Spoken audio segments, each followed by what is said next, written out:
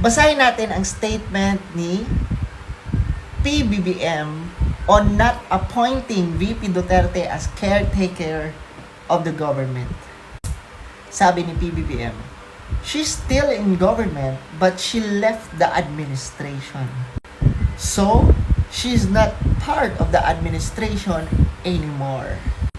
So, she's not part of the day-to-day running of what we are doing.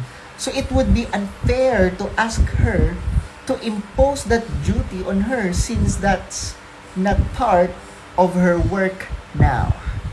Okay lang yan, Mr. President. Andyan naman si si Speaker Romualdez.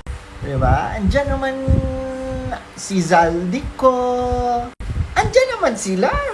Diba? Andyan naman yung kaberks mo.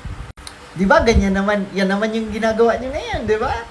Hinayaan mo lang kay Tambaluslos na gawin niya yung mga bagay-bagay na which is nakakasira na po sa reputasyon mo, Mr. President.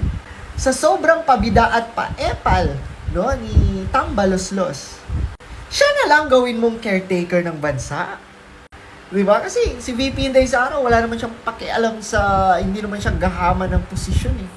Basta siya, gagawin niya ang kung ano ang nararapat. Gagawin niya ang trabaho niya.